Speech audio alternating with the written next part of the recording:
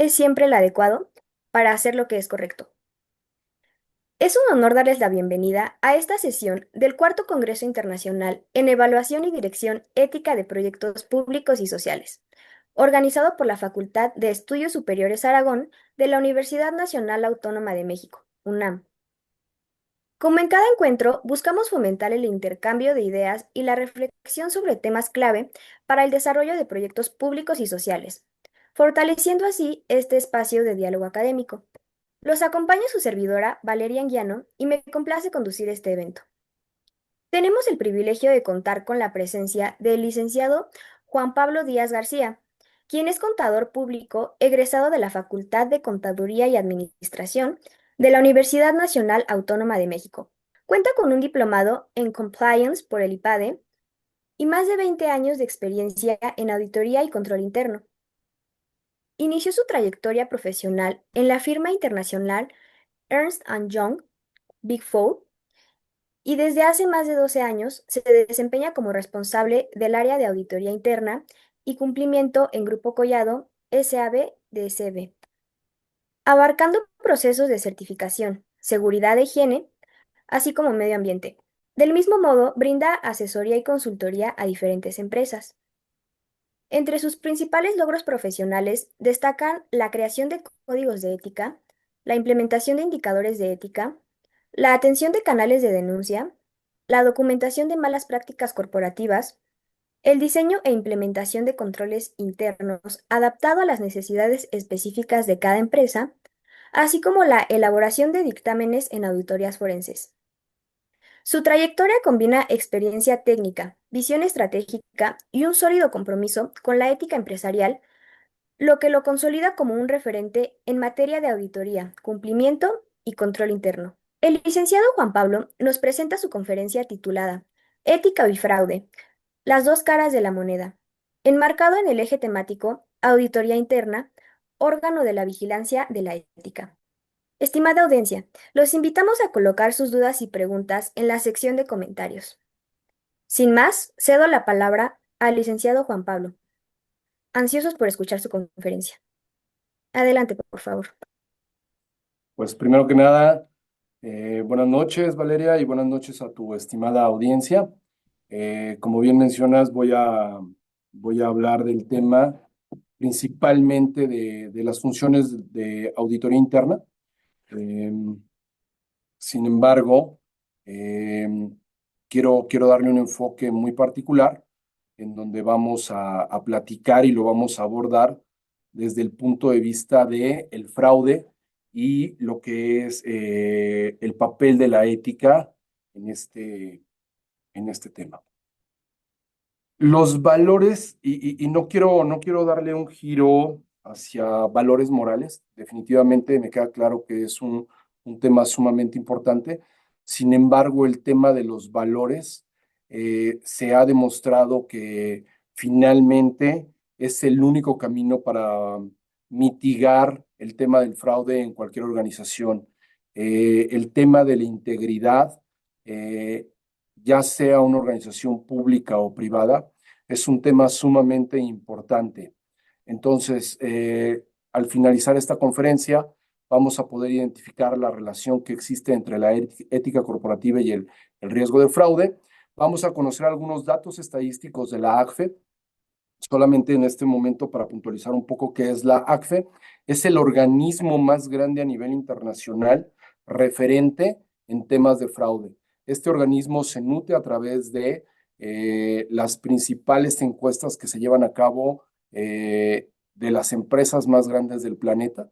Se lanzan encuestas totalmente anónimas en donde justo cada una de las empresas comparte sus estadísticas en temas de fraude. Y por fraude hablamos a todos los niveles. Vamos a entender en este momento el fraude como desde un robo hormiga, un empleado que se roba un lápiz, un empleado que se roba una engrapadora, y puede ser una única ocasión o puede ser inclusive sistemático, es decir, un empleado que esté en un almacén de una compañía y que todos los días se lleva un producto. Ese es un fraude, a pesar de que es un robo hormiga, es un fraude, hasta un fraude de los que conocemos y que llegan a ser muy famosos como fraudes de cuello blanco, en donde existe un alto funcionario o existe un grupo de funcionarios que cometen fraudes millonarios a una compañía. Sin embargo, no todo es catastrófico. También existe el otro lado, que justamente es diseñar los controles internos adecuados y estos controles son una herramienta justamente para poder mitigar el fraude en una organización. Dentro de esto podemos citar canales de denuncia, auditorías internas, análisis de riesgos, programas de capacitación como parte de este sistema integral para combatir el fraude. Pero bueno, sin más preámbulo, me gustaría compartir eh, una cita. Nada más voy a hacer aquí un poco porque me está tapando. Ahí está. Eh, Voy a compartir con todos ustedes una cita bíblica que llamó mucho la atención en semanas pasadas. Yo no la conocía y desde la propia Biblia ya existe una referencia al tema del fraude. Y a partir de ahí vamos a llegar hasta el tema de Enron, que ha sido el fraude más vistoso y más famoso a nivel internacional en los últimos años. Voy a leer textualmente lo que dice esta cita bíblica y dice, decía también Jesús a los discípulos, había cierto hombre rico que tenía un mayordomo y este fue acusado ante él de derrochar sus bienes. Entonces lo llamó y le dijo, ¿qué es esto que oigo acerca de ti? Rinde cuentas de tu administración. ¿Por qué no puedes ser más mayordomo? Y el mayordomo se dijo a sí mismo, ¿qué haré? Pues si mi señor me quita la administración, no tengo fuerzas para acabar y me da vergüenza mendigar. Ya sé lo que haré para que cuando se me destituya de la administración, algunos me reciban en sus casas. Llamando a cada uno de los deudores de su señor, dijo al primero, ¿cuánto le debes a mi señor? Y él le dijo, 100 barriles de aceite. El mayordomo le dijo, toma tu factura, siéntate pronto y escribe 50. Es decir, aquí es justamente en donde el fraude se perpetúa, puesto que le llama a los deudores del patrón y le dice, tú le debes 100, ponle 50. ¿Con qué? Y aquí vamos a ver uno de los elementos que son muy característicos del fraude y que vamos a abordar a profundidad más adelante. Pero un fraude es engañar a alguien o abusar del error de alguien para obtener un beneficio para sí mismo. Si no existe un beneficio para sí mismo, difícilmente lo podríamos tipificar como un fraude. Incluso en el Código Penal, justamente, esa es una de las características de la definición y es abusar del error ajeno o engañar para obtener un bien para sí mismo. Entonces, a uno le dice que apunte 50 y al otro le dice que ¿cuánto le debe? Debe 100 medidas de trigo y le pide que apunte 80. En ambos casos, justamente este mayordomo deshonesto, digo, no, otra de las características de una persona que comete fraude, pues es la deshonestidad, la falta de integridad, justamente lo que veíamos en la parte del objetivo, que es la falta de valores, ¿no? Entonces, llamó mucho mi atención cómo desde la propia Biblia, pues ya se está citando un fraude en esta parábola, ¿no? Y bueno, pues ahora eso es hace 2000 años, ¿no? Y pareciera una historia lejana, incluso parece una historia un tanto inocente. Sin embargo, el fraude de Enron es un fraude que lleva a la quiebra de la compañía. Y nada más aquí por citar un poco la historia de Enron. Es una compañía pública en Estados Unidos que se dedicaba al tema de los energéticos. eh, y ellos, al ser públicos, captaban dinero de las pensiones de todos los trabajadores de Estados Unidos. Eh, una empresa pública, al obtener financiamiento de cualquier índole, pero a través de una bolsa, eh, lo que hace es capta ese dinero para posteriormente poder entregar un rendimiento. Y evidentemente un inversor lo primero que hace es decir, yo voy a invertir en Enron o voy a invertir en el Patito SA. El Patito SA está teniendo una utilidad de 10 pesos por cada 100 invertidos, es decir, un 10%.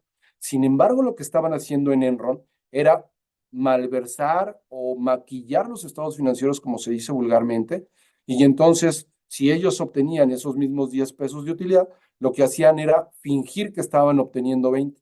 De esta manera, el público inversionista lo que hacía era invertir más en Enron y evidentemente ellos captaban más dinero. Hicieron esto cuando en realidad ni siquiera estaban ganando dinero. Llegó el punto en el cual esta compañía quiebra y pues evidentemente todos los fondos de pensiones de los trabajadores de Estados Unidos pues se fueron al traste porque ya no tenían cómo hacerle frente a todo ese dinero. Eh, pero no solo quiebra esta compañía, no solo se llevan entre las patas, como se dice, no solo se llevan a todos los inversiones, a todos los inversionistas, también se llevaron e hicieron quebrar a una de las firmas auditoras, que también era una Big Four, que se llamaba Arthur Andersen en aquel momento. Y ya Arthur Andersen era el auditor encargado de dictaminar los estados financieros de Enron. Y entonces ellos no habían detectado el fraude y ellos también quebraron. Quebró Enron, quebró Arthur Andersen y que pues toda la parte del público inversionista que se quedó sin sus ahorros. Este hecho de Enron marcó un hito en la historia mundial en temas de control interno. Eh, a partir de aquí, se hicieron reglas más estrictas a través de una ley llamada Sarbanes-Oxley, específicamente en el apartado 404, que justamente reforma todas las regulaciones para las empresas públicas en Estados Unidos. Es decir, la ley Sarbanes-Oxley solo aplica para las empresas que cotizan en cualquier bolsa de Estados Unidos. Sin embargo, esta regulación tan estricta ha sido adoptada prácticamente a nivel mundial, tomando como referencia un marco de control llamado COSO, que COSO venía aproximadamente de la década de los 70, finales de los 70, principios de los 80. Sin embargo, se retoma y toma un auge impresionante el tema del control interno. Es decir, ¿cómo es posible que una empresa haya podido hacer esto y nadie se haya dado cuenta? Aquí como experiencia personal, les puedo decir que en algún momento tuve la oportunidad de asistir a una conferencia del CFO de Enron. Andrew estuvo en la cárcel aproximadamente 6 años y él dentro de su conferencia nos compartía, yo en Enron como responsable de las finanzas nunca transgredí una sola ley. Todo lo hice al margen de la ley y nunca transgredí una sola ley. Sin embargo, estoy consciente que transgredí los límites de la ética.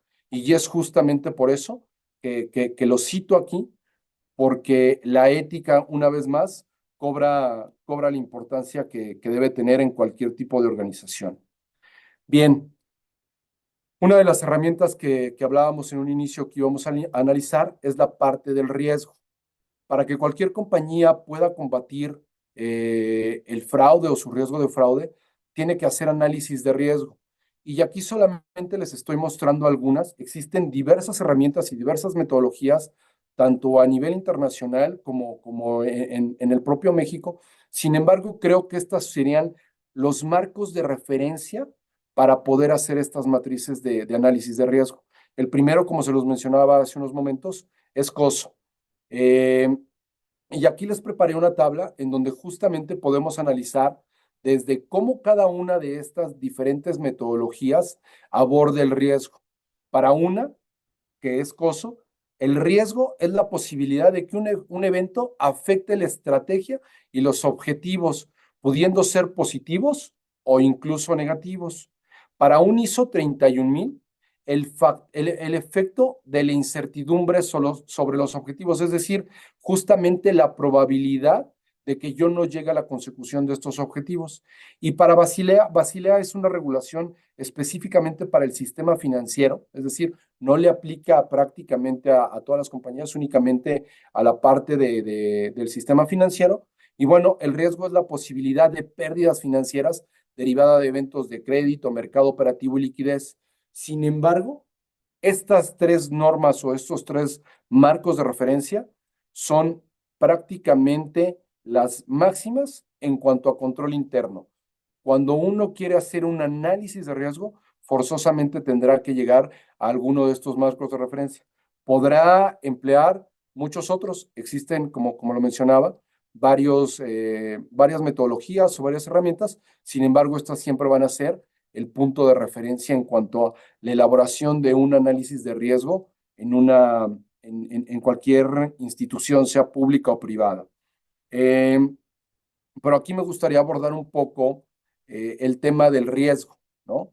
Eh, el riesgo, explicado de una manera muy sencilla, o el ejemplo clásico que uno siempre puede llegar a abordar en tema de riesgo, es ¿cuál es el riesgo de que yo me suba a una bicicleta, a una motocicleta?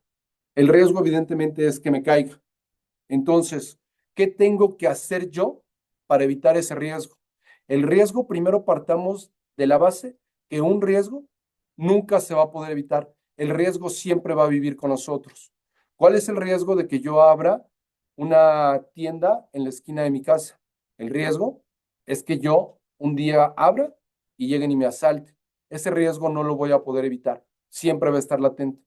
Pero ¿qué tengo que hacer yo? Cuando yo hago un análisis de riesgo a conciencia, lo que va a suceder es que yo digo, si yo tengo el riesgo de que lleguen y me asalten, en principio, si yo lo abro en una zona residencial, ese riesgo probablemente sea menor. Pero si yo vivo en una colonia en donde tiene un alto índice de inseguridad, ese riesgo va a ser mucho mayor. Por tanto, para yo mitigar ese riesgo, pues voy a contratar un policía. ¿Por qué? Porque un policía es disuasivo de que venga un ladrón y me asalte. ¿Qué voy a hacer yo ante una caída en la bicicleta? Pues me voy a poner equipo de protección, me voy a poner un casco, me voy a poner coderas, me voy a poner rodilleras. Yo me estoy protegiendo, sin embargo, no estoy evitando el riesgo. Y un riesgo se puede mitigar, es decir, disminuir su exposición al riesgo, o se puede compartir. Es decir, yo no quiero contratar un policía porque a lo mejor hasta llamo más la atención. Mejor contrato un seguro en donde a cambio de una prima, si se llega a materializar ese riesgo, pues me cubra los daños. Sin embargo, el riesgo siempre va a estar. Entonces, un buen análisis de riesgo va a ser, en principio, por lo que acabo de mencionar, cuál es mi exposición al riesgo, cuál es la posibilidad de que ese riesgo se llegue a materializar.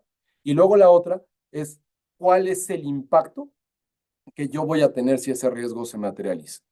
Y en el impacto, evidentemente, no es lo mismo ya pasando un poco más a un mundo corporativo. Si yo digo, mi riesgo en un almacén es que todos los días un empleado se lleve un producto terminado, yo me dedico a fabricar tornillos, pues probablemente no sea significativo porque al final del mes a lo mejor me van a hacer falta 100 tornillos que equivalen a $1 y son 100 pesos los que me faltan en mi inventario. Y a lo mejor sí es un riesgo totalmente recurrente que me pasa todos los días, sin embargo, el impacto es pequeño. Pero ¿qué sucede en un área de tesorería en donde la persona que realiza todos los días pagos millonarios, tanto de créditos como a proveedores, un día llega, yo siempre digo, se vuelve loco porque existe un detonador en su vida que hace que él tenga una necesidad y se hace una autotransferencia ya sea él mismo o a una tercera persona llegada a él y ahí yo no tendría un impacto de 100 pesos, a lo mejor una transferencia se lleva millones de pesos, ¿no? Entonces, un análisis de riesgo siempre se va a medir por su impacto y por su ocurrencia. Y esto es un resumen muy, muy básico y muy elemental de lo que nos llevan de la mano todas estas metodologías. Bien, ahora me gustaría analizar un poco los datos de lo que es el fraude. Estos datos son totalmente extraídos del reporte global que emite justamente la ACFE. Y bueno, aquí primero pongo una definición que ya me había adelantado un poco con decirles que es un fraude. Es una acción contraria a la verdad que perjudica a la persona contra quien se comete, ¿no? Yo les había dicho que siempre vamos a buscar un beneficio personal para que se pueda considerar un fraude, ¿vale? Podemos inclusive tener malas prácticas dentro de una organización y que no sea fraude. Pongo un ejemplo, yo no me estoy llevando esos 100 tornillos a mi casa, no, simplemente yo tengo bajo mi responsabilidad el área de un almacén y yo no estoy haciendo lo necesario para salvaguardar la integridad de un inventario. Y probablemente esos 100 tornillos andan tirados, probablemente se rompen las cajas, pero al final de cuentas yo no estoy obteniendo ningún beneficio. Por tanto, eso no lo podríamos considerar como un fraude, lo consideraríamos negligencia, mala práctica, cualquier otra situación. Una característica, como ya lo había mencionado, es obtener un beneficio propio para mí o para una tercera persona llegada a mí, que al final pues, se convierte en esa colusión, ¿no? Bien, esta estadística se las puse porque llama mucho la atención o llama mucho mi atención. En el caso de los porcentajes de hombres que cometen fraude, son el 74%, es decir, de cada 100 fraudes que se cometen a nivel mundial, y evidentemente estoy hablando de las estadísticas, de lo que se tiene registro, seguramente habrá más fraudes que ni siquiera se tienen cuantificados, pero de lo que se tiene cuantificado, del 100% de los fraudes cometidos, 74 son perpetuados por hombres, con una pérdida media de $158,000 por cada uno de estos fraudes, con un total aproximado de 2.2 millones o 2.3 millones de dólares de manera anual. Sin embargo, las mujeres también cometen este tipo de fraudes y las mujeres cometen el 26% del total, con una pérdida media de $100,000 y una estimación de $800,000 por año. Hice mucho énfasis en decir que esto es de lo que se tiene registro, porque no todas las empresas les gusta hablar de estos temas. El tema del fraude es un tema tabú. Y aquí les voy a platicar una anécdota personal. Algún día me toca que me contrate una compañía para analizar un faltante en un inventario de millones de pesos. Y cuando analizamos, llegamos a que el fraude había sido cometido desde su propio sistema. En el sistema habían ocultado todas las pérdidas y las habían diluido en todo su proceso productivo. Es decir, ellos partiendo, era una empresa que se dedicaba a la producción, y ellos partiendo de una materia prima de 10, diluían la pérdida en cada proceso. En el paso 1 se les caía un peso, en el paso 2 se les caía otro peso, bla, bla, bla, hasta que ellos terminaban con un producto terminado de uno, cuando en realidad tendrían que haber fabricado 9 y tener una merma sí, una merma de uno. Lo tenían invertido. Sin embargo, lo diluían. En el volumen de las operaciones era muy difícil de cuantificar. Tenía en ese momento un equipo de trabajo de aproximadamente 7, 8 personas a mi cargo cuando fuimos a esta compañía. Lo documentamos, entregamos el reporte, terminamos y salimos de esa compañía. Un día platicando en una comida familiar con mi hermana, en ese momento ella trabajaba en una compañía pública muy grande, también internacional, y entonces le comenté cómo había estado todo esto y me dijo, es que ¿quién te contrató? ¿Qué clase de empresa es eso que no tienen controles, ¿no? Y yo le dije, el fraude cometen todos. Incluso en ese momento le digo, mira, préstame tu laptop, ella se mete a su sistema y yo ya con el conocimiento de cómo habían diluido en la otra compañía, identifiqué exactamente los mismos patrones. Cuando empezamos a hurgar un poco en su sistema de su empresa, lo que sucedió es que de tajo, no sé, estamos hablando de que aquello sucedió a lo mejor en 2019, cuando yo que me contrata esta compañía y hago esta revisión, y identificamos todos estos patrones. Sin embargo, se habían cortado de tajo permisos prácticamente a todo el personal para poder llevar a cabo esas operaciones en su sistema hacía 3 años. Y lo venían haciendo, lo venían haciendo, lo venían haciendo, y de pronto todos los permisos estaban cancelados. Sin embargo, ella me comentaba, nunca nos enteramos de nada. Ella sí recordaba que les habían mandado un correo que esas operaciones estaban prohibidas, pero nunca dijeron nada. El tema del fraude en las compañías es un tema tabú. A las compañías pareciera que les da pena hablar y reconocer que tuvo un fraude al interior y prefieren quedarse callados y no hablar. Es por eso que estas estadísticas a veces son tan bajas. A pesar de que la ACFE lo hace de manera totalmente anónima, no todas las empresas les gusta participar en responder estas encuestas.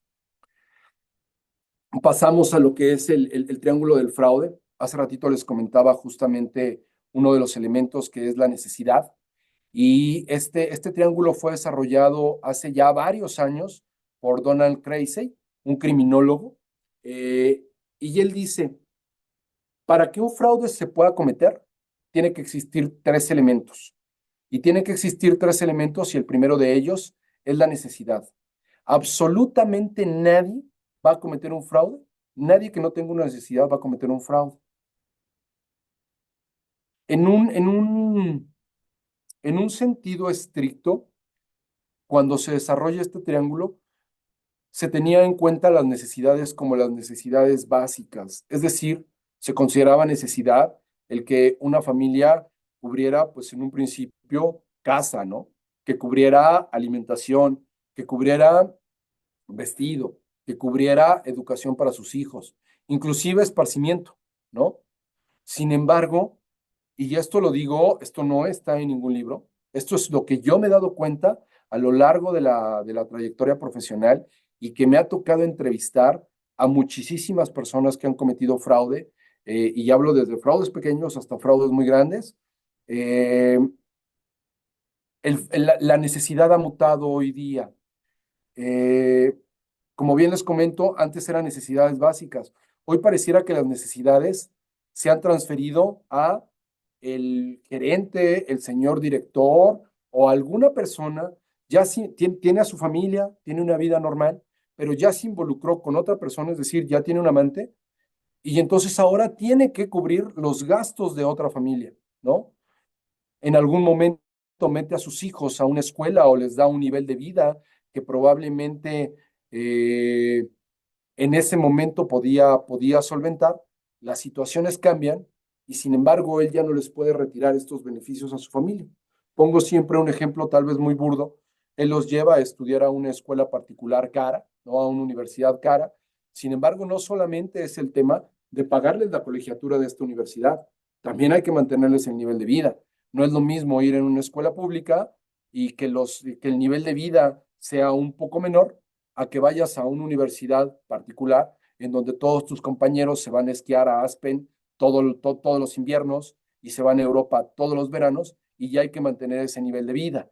Entonces, las necesidades, incluso hasta con gente joven, me ha tocado platicar cuando los entrevisto al final de todo y me dicen, pues lo hice para poderme comprar una moto, lo hice para poderme cambiar el celular porque ya necesitaba renovarlo. Es decir, estas necesidades han mutado. Ya no solamente hablamos de necesidades básicas o elementales como se consideraba en aquella época. La segunda elemento del fraude de este triángulo es la oportunidad. Sin embargo, este me lo voy a brincar y voy a regresar, pero primero quiero hablarles de la racionalización. Si bien es cierto que el primer elemento es la necesidad, la racionalización es bien importante. Este elemento consiste en que yo me tengo que autoconvencer a mí mismo de que lo que estoy haciendo no es malo. Y esto sucede, y pongo un ejemplo. Yo soy un empleado común que todos los días llega, cumple con su jornada, recibe un salario. Sin embargo, mi jefe gana el doble o el triple. Y yo percibo, o el vecino, mi compañero de enfrente, ¿no? Y yo percibo que yo trabajo el doble de él y no solo él se lleva el mérito, también gana mucho más que yo. Y eso me genera descontento. Yo me entero que en el almacén hay una persona que justamente se está llevando los tornillos y entonces me justifico y digo, es que todo el mundo lo hace, es que todo el mundo roba, es que yo me lo merezco, es que son mis utilidades en especie, es que como no me aumenta el salario, pues entonces yo me puedo llevar esto, ¿no? Al fin la compañía tiene mucho dinero. Tengo que pasar por ese proceso mental y este proceso tiene que ver con un tema de psicología. A pesar de que a lo mejor no debería meterme en esto porque no soy ninguna autoridad en tema de psicología, entiendo que durante los primeros 7 años de vida, todas las personas adquirimos lo que van a ser nuestros valores principales para el resto de nuestra vida.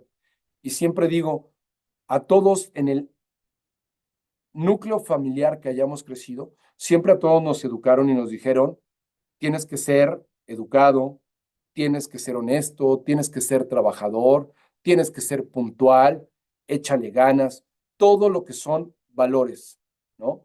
Y siempre digo, salvo a lo mejor el hijo de algún delincuente en donde toda su vida creció en un entorno de antivalores, ¿no? Todos los demás crecimos justamente con estos valores.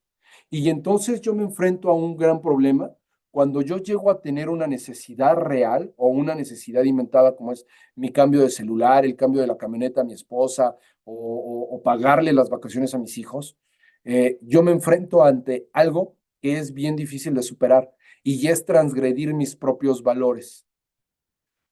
Cuando uno transgrede uno de esos valores, es algo muy difícil porque siempre escucha la voz de su abuelita, la voz de su mamá, mi propia voz de la conciencia, en donde yo sé que el tomar esto no es bueno y cuesta mucho trabajo, por increíble que parezca, pero solo la primera vez. Cuando uno lo hace una vez, es muy difícil poder regresar, ¿no? Me ha tocado platicar alguna vez con personas que, bueno, recuerdo mucho el caso de un chico, era un chico joven en alguna compañía que era un comprador. Él era un comprador que comete fraude a su compañía, en donde él mismo, él un día se cree emprendedor, crea su propia empresa y ponía a cotizar su empresa contra el resto de los proveedores. Imagínense quién ganaba siempre, ganaba su empresa, ¿no? Él estaba justamente desviando los recursos de la compañía para que él siempre ganara estas, llamémosle licitaciones o concursos de compras, ¿no? Cuando yo platico con él no era la primera vez, él trabajaba en esta empresa, él no era la primera vez que cometía este tipo de fraude, él lo venía haciendo por lo menos 3 trabajos atrás y él ya no alcanzaba a distinguir que lo que estaba haciendo era malo. Para él ya era algo totalmente cotidiano. Inclusive se atrevió a decirme, pues es que incluso yo les estoy haciendo un favor, porque tú antes una pluma la comprabas en 10 pesos y ahora con mi empresa le estás comprando en 8, te estoy dando un beneficio, ¿no? Entonces, este paso de la racionalización es bien importante. Y les decía que iba a dejar el segundo elemento del fraude, que es la oportunidad, que lo iba a dejar al último, porque tanto la necesidad como la racionalización, ninguno de ellos dependen de una organización. Es decir, yo como grupo empresarial, yo como institución educativa, yo como gobierno, no puedo inferir en la necesidad de las personas.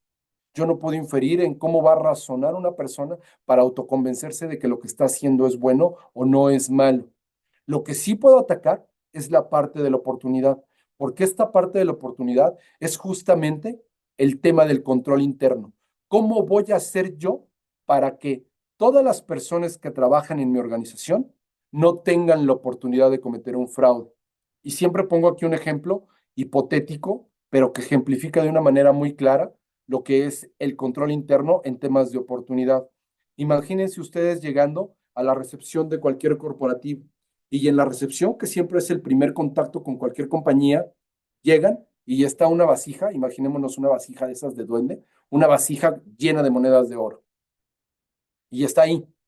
Probablemente haya mucha gente que pase y todos los días la vea, ¿no? Sin embargo, si yo no tengo una necesidad, solamente la voy a ver, pero ya está en mi foco. Ahí hay una vasija con monedas de oro. Habrá quien desde el principio llegue y se lance a intentar jalarle una moneda, ¿no? Ya son perfiles de los cuales ahorita vamos a hablar más adelante. Pero en la generalidad, todo el mundo la va a voltear a ver y simplemente se va a preguntar qué hace ahí esa vasija con monedas de oro. ¿Qué es la oportunidad? Yo le estoy dando a la oportunidad a que cualquier persona pase y se agarre una monedita, ¿no? Cada que pase se agarre una moneda. ¿Qué tiene que hacer una moneda o cómo que una moneda? ¿Qué tiene que hacer una empresa para restringir esta oportunidad? Pues esa vasija de monedas de oro va a ir y la va a poner en una bóveda, ¿no? Y aún así me van a decir, ¿y quién tiene acceso a la bóveda? Bueno, como no solamente tengo una vasija, sino que tengo 20, pues entonces le voy a poner un policía afuera. Y aquí hay algo en donde en el argot de los auditores internos es una frase muy conocida que decimos, no existe control interno suficiente para cuando dos o más personas se ponen de acuerdo. Porque ¿qué pasa si el policía se pone de acuerdo con el que tiene que entrar a hacer el inventario de las monedas? Y el que hace el inventario dice, mira, tiene que haber 100, yo le pongo paloma a que si hay 100, cuando salga todo y tu moneda y yo me llevo la mía. No existe control interno para cuando dos o más personas se ponen de acuerdo. ¿no? Y es aquí en donde se vuelve un tanto complejo el tema de un adecuado diseño del control interno, porque muchas veces me ha tocado ver organizaciones en donde el control interno es tan rígido que lo único que genera es burocracia. Tienen que conseguir la firma de la firma de la firma de la firma para al final conseguir una autorización final. ¿Qué sucede con esto? Este tipo de control interno tan rígido es tan pesado que la gente no lo sigue y ya al final terminan por no hacer nada y brincarse todas las políticas. Un adecuado control interno es aquel que fluye con la propia operación y se va construyendo de la operación. Pero bueno, les hablamos hace ratito de las estadísticas. Ahora me gustaría compartirles un poco lo que son los impactos económicos también publicados por el reporte de fraude. Y de los casos investigados son 1921, en enero del 2022 y septiembre, a septiembre de 2023. Y esto en 138 países. La pérdida total equivale a más de 3.000 millones de pesos a nivel global. Es una cantidad estratosférica, teniendo una media de $145.000 por cada uno de estos casos. Se estima que del total de los ingresos de las organizaciones, el 5% se va por fraude. Recuerdo que alguna vez un empresario me contrata para que investigue un caso de un fraude en una compañía y le dije, no te preocupes, vamos a trabajar. Y esto es muy importante porque él tenía verdaderamente un interés genuino en dos cosas. Era, en un inicio, saber si su control interno no estaba adecuado. Imagínense ustedes que en cada operación, que en cada proceso productivo, se les cae un centavo. Es decir, cada que una máquina opera, se cae un centavo. Y un centavo es algo muy inocente. Sin embargo, esta máquina tiene una operación a lo mejor de 18.000 ciclos por día. Bueno, esto llévenlo al año y probablemente eso pueda llevar a pérdidas millonarias. Eso por un lado. O por el otro, puede ser que efectivamente exista personal que tiene malas prácticas totalmente, que sean conductas de fraude. Entonces, cuando él me dice, quiero que me determines cualquiera de las dos. Si tengo personas deshonestas, vamos a proceder. Sin embargo, si también es un error en mi proceso, quiero que lo identifiques perfectamente cuáles son estas deficiencias, porque quiero atacarlas, porque al final me están llevando a tener estas pérdidas. Eh, y esta es una visión sumamente valiosa porque verdaderamente le está dando la importancia de vida a la parte del control interno y a la parte de sancionar el tema de un fraude. Sin embargo, también tengo una anécdota en donde un empresario alguna vez me dijo, Juan Pablo, es que en los presupuestos de las compañías más grandes a nivel mundial se tiene un estimado para pérdidas. Y yo le dije, sí, yo lo entiendo. Una empresa, un supermercado transnacional, por supuesto que tiene una partida en su estado de resultados para pérdidas. Y por supuesto que lo miden, pero son para pérdidas externas, no para fraude, porque son cosas diferentes. Existe todavía un factor externo, que era lo que veíamos hace unos momentos cuando les mencionaba, si yo abro un supermercado, pues estoy sujeto o tengo el riesgo de que en algún momento puedan llegar y robarme o asaltarme. Eso es una cosa. Otra cosa es que mi propio personal me robe y eso es fraude. Entonces, son dos ópticas completamente diferentes. A mí me parece mucho más valiosa la del primer ejemplo que les ponía o de la primera anécdota. Yo aquí les mencionaba justamente el tema de la honestidad con la deshonestidad. Cuando les platicaba de este joven que no alcanzaba a ver y que les dije que él ya tenía un perfil muy marcado. Esto que les muestro aquí es una campana de Gauss y del total del universo que pudiéramos llegar a ver en esta gráfica, las dos partes azules son los extremos. Estas dos partes azules que son los extremos de este universo son personas ya con un perfil muy definido. El primero que es el que siempre va a ser honesto, pase lo que pase, son personas que nunca van a cometer un acto de deshonestidad. Son personas que tienen valores muy arraigados y que sus hijos pueden no tener para comer y que sin embargo pueden tener la olla con monedas de oro y nunca se van a atrever a tomar una. Esas, evidentemente, a ninguna compañía le preocupan y todas las compañías quisieran tener el 100% de este universo, ¿no? Que tus empleados pertenecieran todos a este universo. En contrario, el otro extremo de la población son personas que siempre van a ser deshonestas. Pase lo que pase, ellos siempre van a querer llevar un beneficio. Y siempre pongo un ejemplo muy absurdo, pero que de verdad lo he vivido. Son personas que se dan a notar y que tampoco le pueden preocupar a una organización porque inmediatamente se identifican. Es la típica persona con la cual uno llega y le dice, oye, ¿me regalas una firma? Y le presta una a la pluma, firma el documento y se guarda la pluma. ¿Por qué? Porque siempre va a querer llevar una ventaja. Y tú le dices, oye, es que esa es mi pluma. Ah, sí, discúlpame, ten. Es decir, son personas, obviamente es un ejemplo a lo mejor muy burdo, pero que son reales. Ustedes obsérvenlo. Al final, eh, al final, ustedes lleven a cabo este tipo de experimentos y se van a dar cuenta que estas cosas suceden en la vida real. El resto del universo, de las que no están en ninguno de los extremos de esta gráfica, el resto del universo justamente son personas que va a depender de la situación. Cuando uno les dice, oye, ¿tú eres honesto o deshonesto? Pues te van a decir, yo siempre soy honesto, pero depende. ¿Y de qué depende? Justamente depende de las circunstancias. Cuando yo les hablaba de la necesidad, este es un tema sumamente importante que deberían medir todas las compañías de sus empleados.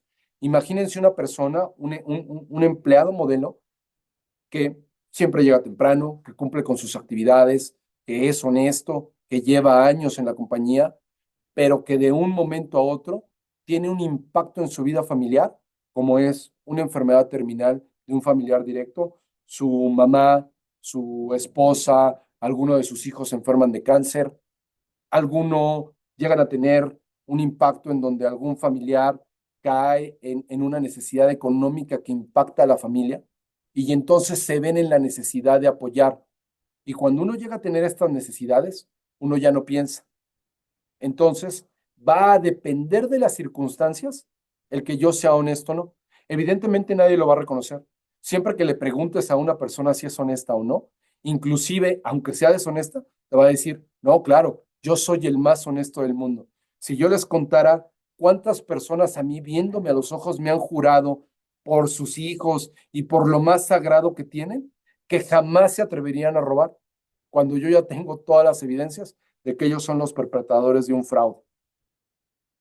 Bien, aquí quiero hacerles, para bajar un poco el ritmo del tema del fraude, quiero hacerles un comentario respecto de la mentira, porque no existe un fraude si no hay mentira.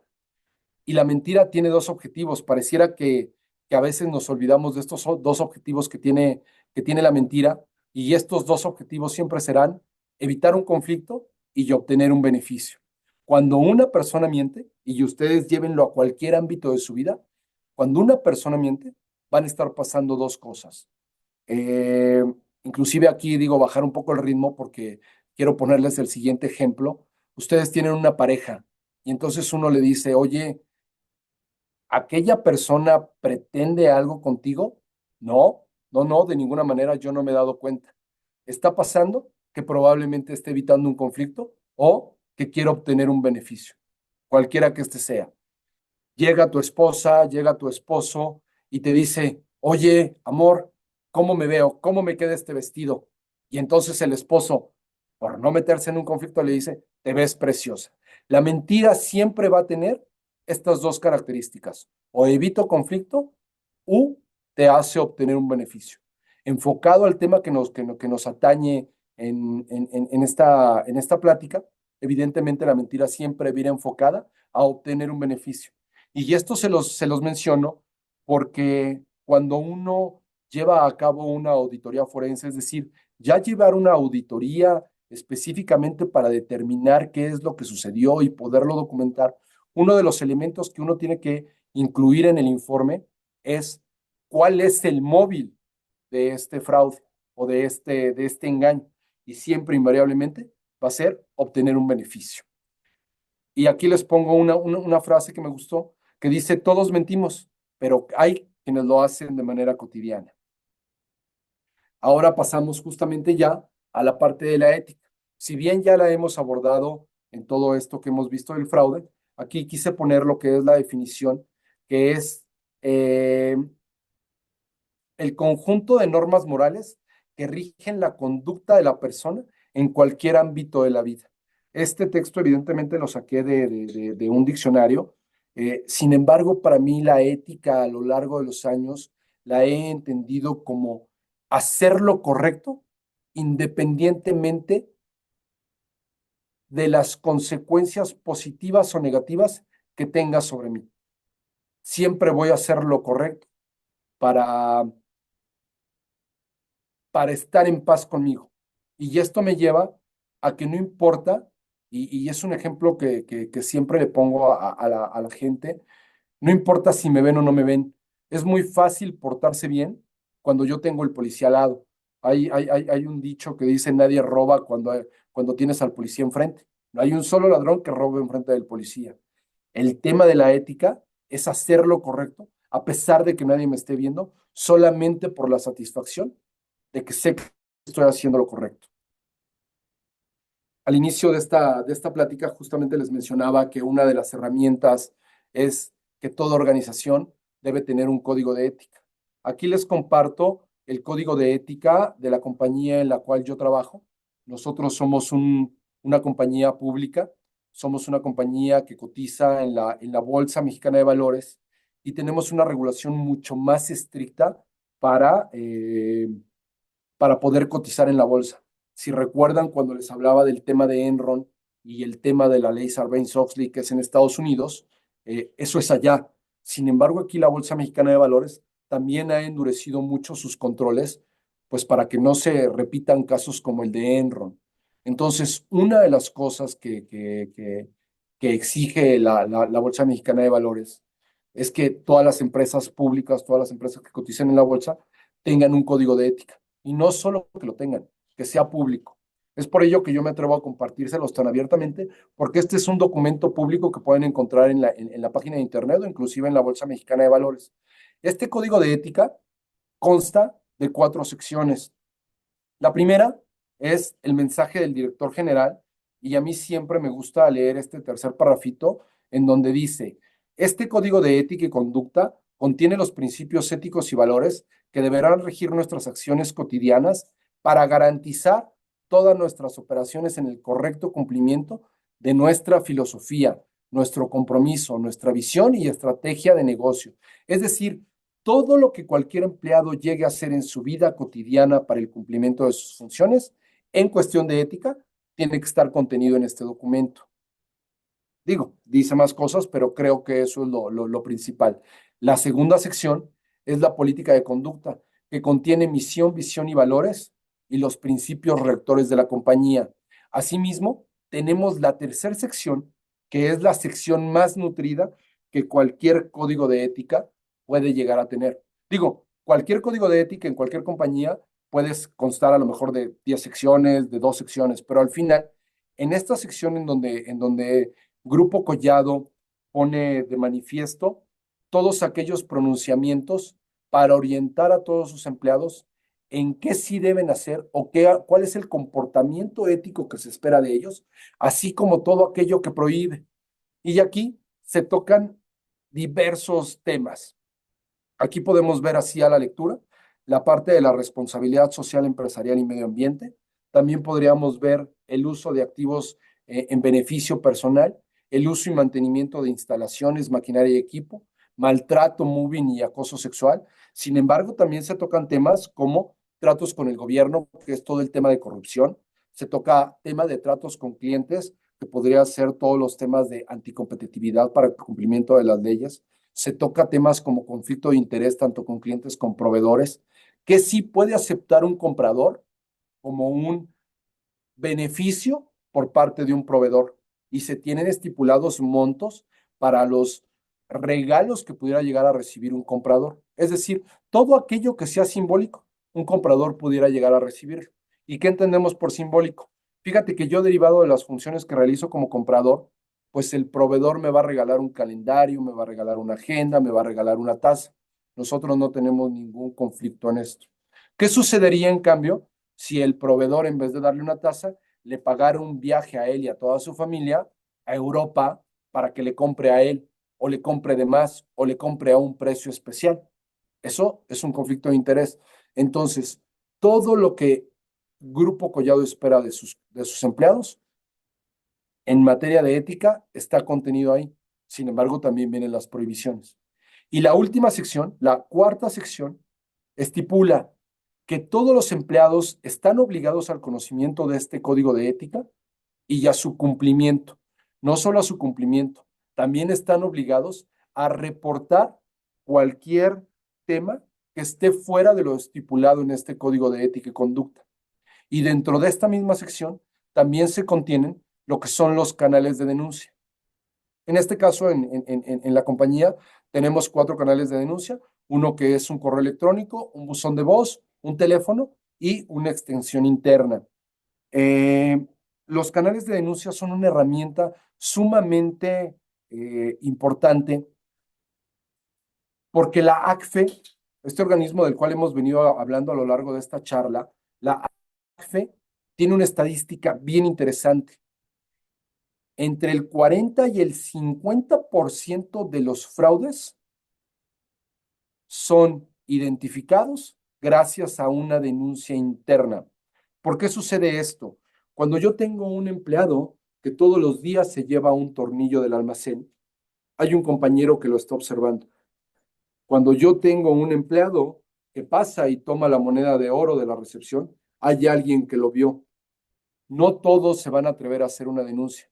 Hay muchas personas que a mí me han dicho al final de una plática y le digo: oye, Pedrito, es que si tú lo sabías, ¿por qué nunca lo denunciaste?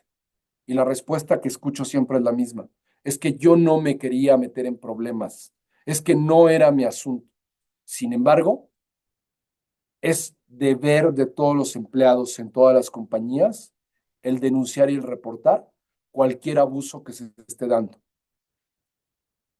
Esa es la importancia de estos canales de denuncia, y yo les puedo compartir que hemos desarrollado en esta compañía, hemos desarrollado indicadores. Los indicadores son un tema bastante difícil de implementar porque muchas veces no se ve. Eh, esto sucede como en un ministerio público, y aquí me meto también en terrenos un tanto escabrosos. Imagínense ustedes que salen hoy día a la calle y los asaltan y les roban sus celulares. Más, no los asaltan. Es un robo sin violencia, pero les roban el celular. Y como es un robo sin violencia, uno no va a un ministerio público. ¿Por qué? Porque uno no tiene confianza en las autoridades. Uno dice: ¿a qué voy? Voy a ir a perder el tiempo. Uno dice: de todas maneras, mi celular ya lo perdí, ya no me lo van a reponer. Y esto es, desgraciadamente, porque no tenemos una confianza real en nuestras instituciones. Un sistema de canales de denuncia es exactamente igual. Me ha tocado ver compañías en donde dicen: aquí estamos perfectos, ¿eh? Aquí, fíjate que sí tengo, pues no, a lo mejor no tengo 4, pero sí tengo un correo para poder hacer estas denuncias, y nunca ha llegado nada. Van 3 años que lo instituimos y nunca ha llegado una sola denuncia. La realidad es que cuando se hace trabajo de capacitar a la gente, de demostrarle que sus denuncias van a ser atendidas, cuando se le demuestra a la gente, a los empleados, que se tiene voz en una organización, las denuncias comienzan a subir. Y pueden ser denuncias completamente, a veces hasta absurdas.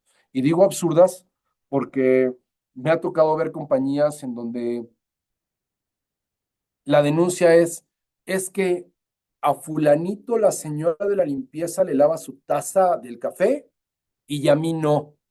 Y uno dice: ¿y eso qué tiene que ver? No importa. El tema es darle voz y atender cada denuncia, así parezca intrascendente.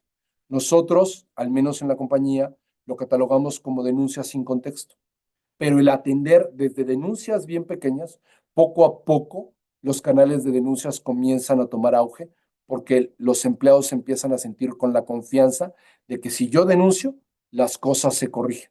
Y entonces aquí solamente les muestro a manera de ejemplo de lo que hemos desarrollado nosotros dentro de la compañía como una herramienta para poder medir de cada una de las denuncias que verdaderamente sean atendidas. Otro tema que es sumamente importante para disuadir el fraude es tener un sistema de políticas bien establecido. Nosotros en la compañía tenemos una biblioteca virtual en donde existen todas las políticas corporativas del grupo para que estén al alcance de todos los empleados y nadie pueda decir, es que yo no las conocía, es que muchas, de verdad, pareciera asombroso cuántas compañías me ha tocado ver y auditar a lo largo de esta trayectoria en donde son políticas que están metidas en un cajón, que nunca se difunden o que se difundieron, que se escribieron perfecto y que son letra muerta porque se escribieron en 1980 cuando el fundador creó la compañía y hoy parados en 2025, pues resulta que todo lo que está escrito ahí, es más, esas operaciones que se escribieron ya ni siquiera son las de hoy día. Verdaderamente las políticas, el control interno, tiene que ser un sistema vivo y activo para que pueda funcionar. Y uno de los elementos es que estén al alcance de todo el personal. Debemos comprender que las políticas no se escriben en piedra. El control interno tiene que ser flexible conforme la operación va cambiando y conforme la propia vida del negocio cambia. Nosotros aquí tenemos esta biblioteca pública, pero nosotros, bueno, biblioteca virtual, sin embargo, nosotros también no solo eh, tenemos las políticas al alcance de todos los empleados, también les hacemos evaluaciones de políticas para que todos los empleados, por lo menos una vez cada 6 meses, agarren sus políticas y las lean. Y si se dan cuenta, bueno, pues aquí tuvimos un alcance del 99.87% de la participación de todos los empleados. Es decir, es un porcentaje bastante amplio. Sin embargo, bueno, pues el granito en el arroz que no llegamos al 100%. Ahora me gustaría hablarles un poco de lo que es la estructura de auditoría interna para que verdaderamente tenga peso en una organización. En alguna compañía en donde me tocó colaborar, eh, en esa no me contrataron como asesor externo, yo trabajé ahí en esta compañía y me contratan y yo dependía de la director general, era una empresa muy pequeña, ¿no? Eh, Todavía estaba en funciones el fundador, ¿no? El dueño. Sin embargo, les acabo de decir algo bien importante. Yo dependía del director general como auditoría interna. Imagínense que en, en, en, en cualquier compañía uno dependa como área de auditoría de una posición dentro de la misma organización. Imagínense que yo llegaba y le decía, oye, es que fíjate que quiero revisar la nómina de los directivos. Ella inmediatamente me iba a decir, no, pues ¿qué le vas a revisar a eso? Todos los bonos se pagaron conforme a política. No, no, no, mira, tú dedícate, tú vete al almacén, ¿no? La estructura adecuada de un departamento de auditoría interna es que debe depender del máximo órgano de cualquier compañía y este es el Consejo de Administración. Si no se depende de un Consejo de Administración, no se tiene la fuerza suficiente para dos cosas, o bueno, para un par de cosas. Número uno, un departamento de auditoría interna tiene que tener acceso irrestricto a la información. En el ejemplo que les acabo de citar, en donde yo digo, es que fíjate que quiero revisar la nómina de los directivos y que esta directora me diga, no, no, no, ahí no metas mano, pues evidentemente no tengo acceso a toda la información. Mi trabajo va a estar siendo sesgado a su juicio o a su conveniencia, ¿no? Ese es el primero. Dos, no voy a tener la independencia suficiente porque siempre le voy a tener que reportar y evidentemente a lo mejor me va a decir, no, no, mira, Juan Pablo, tú ahí creo que te estás enfocando mal, hay que presentarlo de esta manera. Uno siempre tiene que tener independencia, tanto en las actividades del trabajo diario como en la independencia en poder evaluar si una situación es correcta o no con base en el control interno, con base en las políticas. Y la otra es la confidencialidad del trabajo de un departamento de auditoría interna. Si uno no tiene estos tres elementos, probablemente tengamos un departamento de auditoría interna por cumplir, estará muy bonito, probablemente esté bien llevado, pero si no depende del máximo órgano en una compañía y el máximo órgano es un consejo de administración, difícilmente dará los resultados que el propio consejo va a esperar de un departamento de auditoría interna. Entonces, bueno, este es el, el esquema que nosotros tenemos. Y bueno, adicional aquí, justamente también tenemos la parte de auditoría con la parte de cumplimiento, que si bien no son lo mismo, sí van de la mano, porque por un lado, toda la parte de cumplimiento, justo como su nombre lo indica, toda la parte del compliance, es ir cubriendo y cumpliendo con toda la normatividad, con toda la legislación en una compañía. En este caso se tiene toda la parte de sustentabilidad y entendamos la sustentabilidad con sus tres áreas básicas o sus tres pilares básicos, que es la parte de los derechos humanos, que es la parte del gobierno corporativo y la parte del medio ambiente, ¿no? También se tiene lo que son toda la parte de certificaciones y que ahí podríamos entrar con un ISO 14000, un ISO 9000, un ISO 27000, toda la parte de vamos a certificarnos. Incluso nosotros en la compañía tenemos certificaciones como CityPat, ¿no? Que es una regulación muy específica ante el gobierno de Estados Unidos, en el cual yo estoy certificado desde hace aproximadamente un año para poder ser un auditor certificado en temas de CityPat y es un programa de seguridad en donde se exporta de manera segura o se le garantiza al gobierno de Estados Unidos que todas las exportaciones que realiza una compañía van libres de cuatro cosas. Principalmente siempre se habla del tema que tiene miedo Estados Unidos al tráfico de drogas. Y sí, es un tema que le preocupa, pero también le preocupa el tráfico de armas, también le preocupa el tráfico de personas y un cuarto que a veces no es tan visible, le preocupa el tema, como ellos lo nombran, contaminación agrícola. Sin embargo, este tema de contaminación agrícola, pensemos en una pandemia de coronavirus que tuvimos hace un par de años, cuando el propio Estados Unidos comienza a cerrar sus fronteras justamente para contener una contaminación viral en su país. Estas cuatro cosas son las que le preocupan y son regulaciones sumamente estrictas, porque a cambio de que nosotros cumplamos con toda esta regulación, pues ellos nos permiten un comercio más ágil con su país. Y bueno, toda la parte de la seguridad de higiene. Entonces, toda esta es la parte que se aborda de compliance, adicional a validar que se cumpla con todo el esquema de control interno y las directrices de la compañía.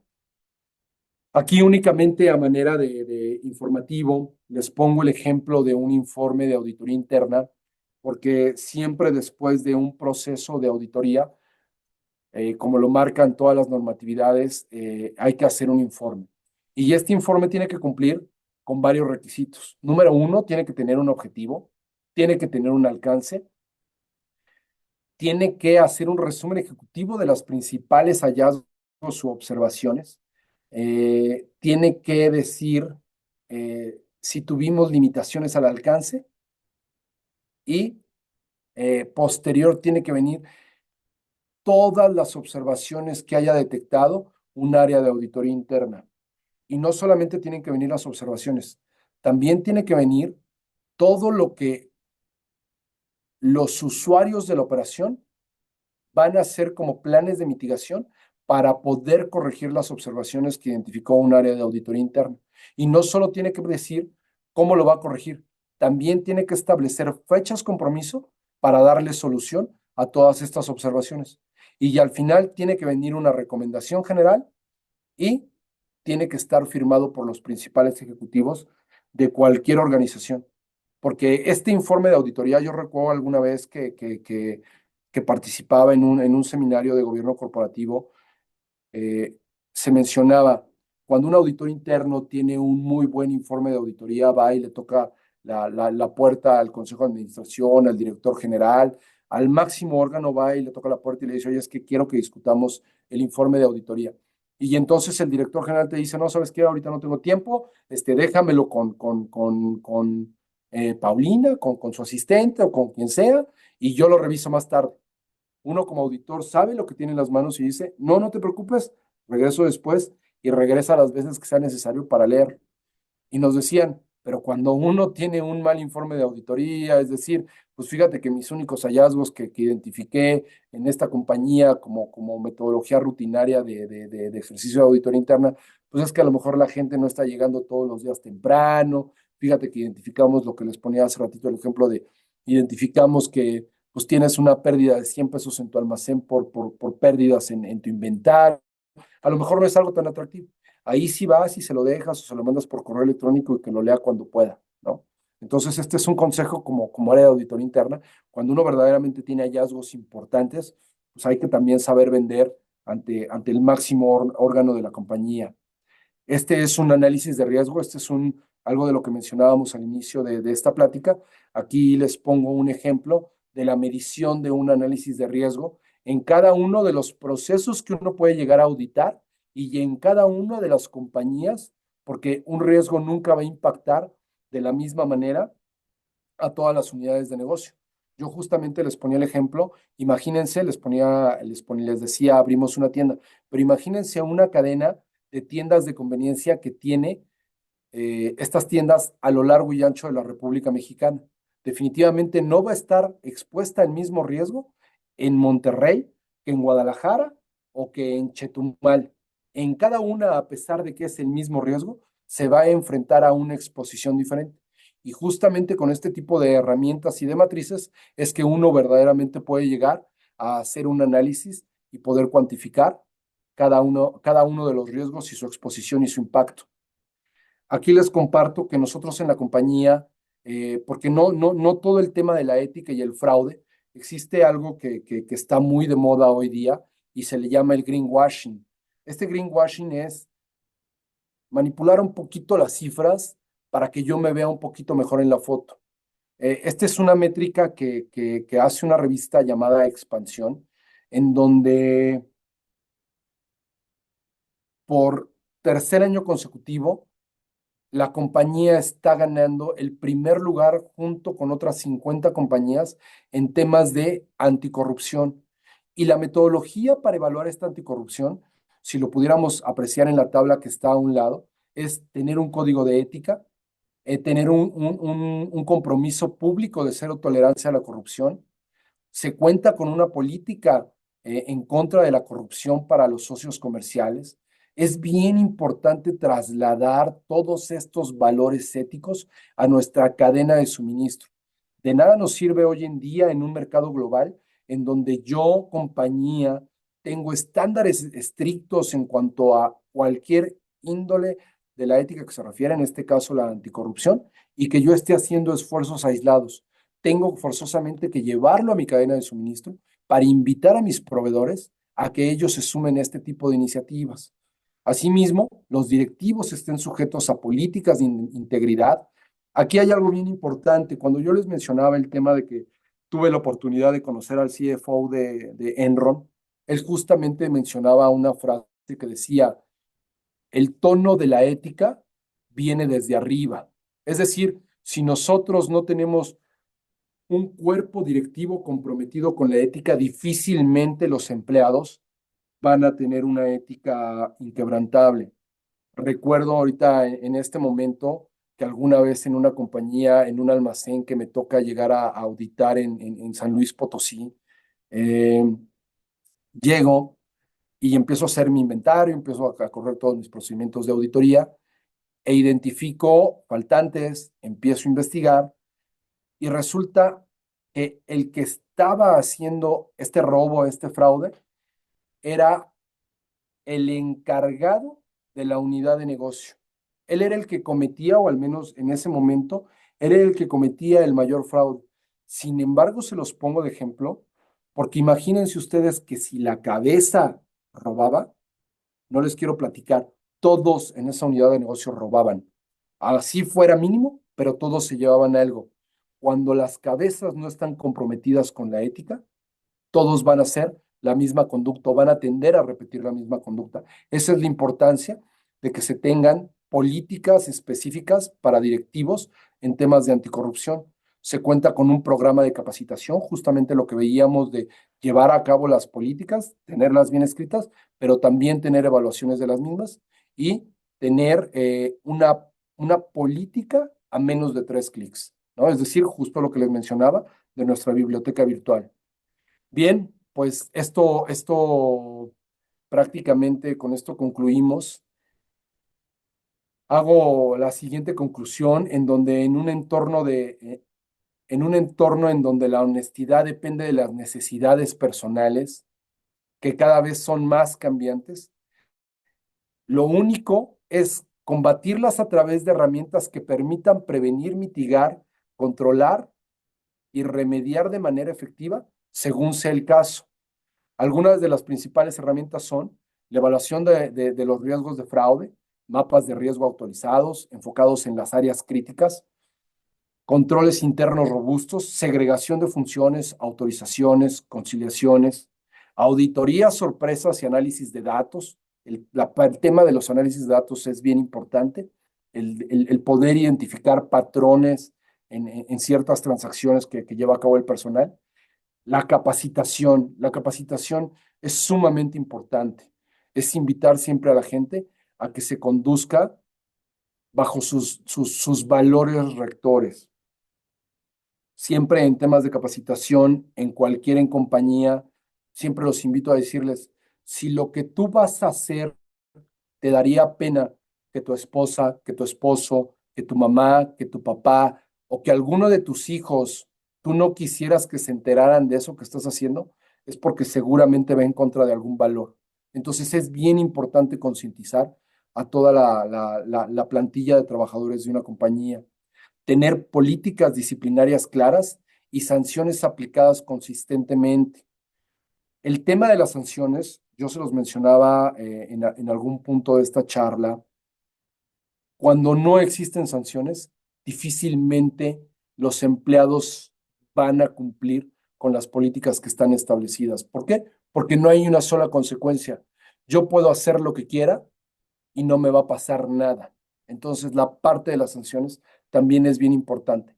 Que el empleado sepa que si yo me llevo algo a mi casa de manera indebida, no solo voy a perder el empleo, probablemente me enfrente a un proceso legal. Evidentemente, hay que tener bien sustentado todo el tema de cuando una persona verdaderamente cometió un fraude. Y bueno, tener programas de debida diligencia, que justamente es toda la parte de compliance, tanto con clientes, con proveedores y con cualquier tipo de socios de negocio. Pues yo quiero agradecerle la oportunidad que me han dado de tener esta plática con ustedes. Y bueno, pues regreso contigo, Valeria. Muchas gracias, licenciado Juan Pablo, por esta profunda y necesaria reflexión sobre cómo la ética y la auditoría interna son fundamentales para proteger la sostenibilidad y la confianza organizacional. Su enfoque práctico, desde los marcos de riesgo hasta casos reales, es invaluable para este cuarto Congreso Internacional en Evaluación y Dirección Ética de Proyectos Públicos y Sociales. A continuación daré lectura a algunas preguntas de los asistentes. Juan Pablo, mencionaste el triángulo del fraude, necesidad, oportunidad y racionalización. En tu experiencia, ¿cuál de estos tres elementos es el más difícil de mitigar o controlar de manera efectiva dentro de una organización? Mira, creo que qué buena pregunta. La realidad es que si bien todos pueden llegar a ser mitigados, y pongo el ejemplo de eh, la necesidad, que es el primer elemento. Existen programas, tuve la oportunidad de trabajar en un banco hace muchos años y el riesgo de fraude en un banco es muy grande, ¿no? Evidentemente, al trabajar con dinero, es un activo de fácil sustracción. Es decir, no es lo mismo que yo agarre un vehículo porque trabajo en una compañía, en una armadora y que intente sacar un vehículo, a que agarre un fajo de billetes y lo meta en mi mochila o inclusive en mi bolsa. Entonces, ¿cómo combate un banco el tema de la necesidad? Sus sueldos están por encima del mercado, ¿sabes? La estabilidad económica que te da un banco te ofrece créditos con tasas de interés más blandas, te ofrecen créditos inclusive en periodos mucho más cortos, tienen programas en donde te prestan dinero ante cualquier necesidad. Entonces, creo que el tema de la necesidad, si bien muchas compañías no le dan la importancia necesaria, sí pudiera llegar a ser algo que puede ser controlable para mitigar este riesgo. El tema de la oportunidad, pues evidentemente es trabajar en toda la parte del control interno, de que los empleados no tengan acceso tan directo a los activos de fácil sustracción, a ponerse de acuerdo entre ellos, a realizar conspiraciones internas. Creo que también es un tema muy trabajable. Pero el tema que definitivamente depende de los valores de cada persona es el tema de la racionalización. Por tanto, creo desde mi punto de vista y con base en la experiencia que he tenido, que es el proceso que no depende tanto de una organización, sino de los individuos. Ok, muchas gracias. Y, ok, licenciado, basándonos en el objetivo de la conferencia de fortalecer una cultura de integridad, ¿qué habilidades o conocimientos clave, más allá de la técnica contable y de riesgo, le recomendaría desarrollar a un auditor junior o que apenas va comenzando su carrera para avanzar de manera exponencial en el campo de la auditoría interna y del cumplimiento ético y normativo? Wow, qué buena pregunta. Mira, yo creo que son varias las eh, habilidades que requiere desarrollar un auditor que aún está en formación. Pero el trabajo de un auditor, lo voy a poner en términos muy simples, es bien sencillo.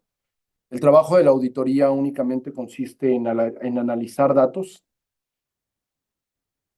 analizarlos y correlacionarlos.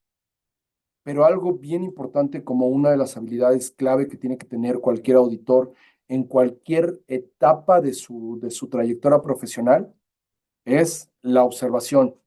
Uno tiene que observar muchas veces incluso hasta la conducta de las personas cuando uno está platicando con ellas, cómo se comportan con el resto de los compañeros.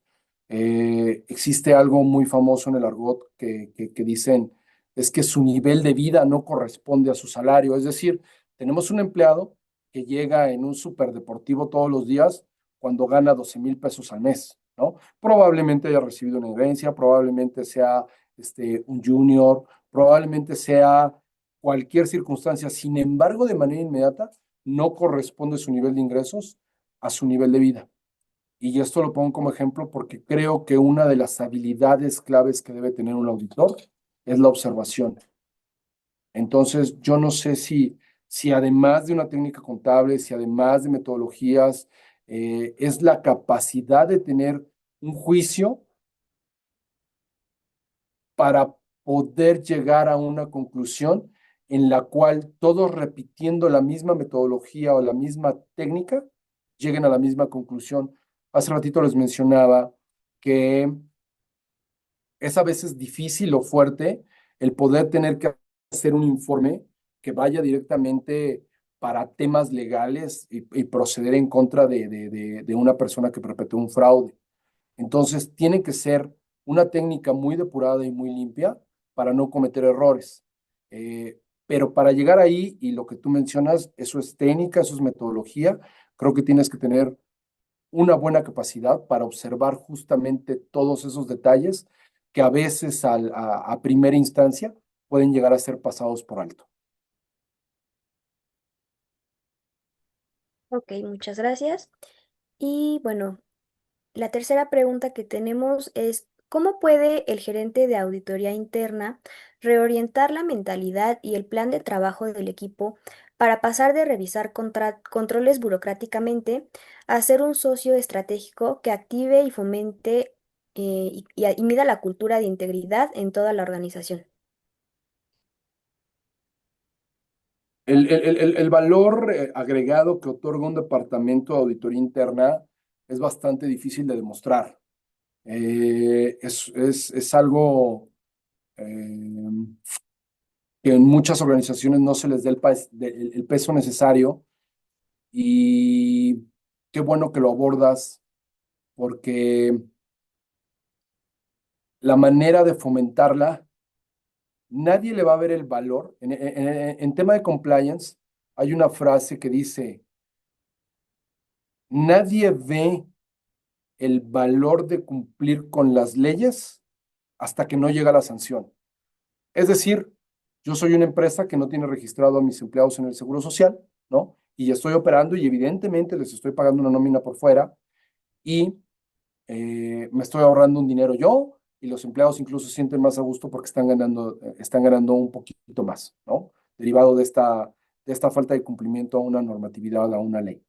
Sin embargo, cuando llega la sanción por parte de una autoridad, es justamente cuando una multa tan cara puede inclusive llegar a quebrar a una compañía.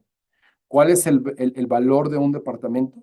Justamente demostrarle a la organización que a través del cumplimiento, que a través de políticas y de normas que no son burocráticas, como bien lo acabas de decir, que es un control interno adecuado y que fluye con la operación, que no te genera stoppers en la operación, que no tienes que ir a conseguir la firma y mandar 40,000 correos para poder llevar a cabo una operación, sino que el control fluye y que en vez de ser ese stopper, te está generando el valor agregado.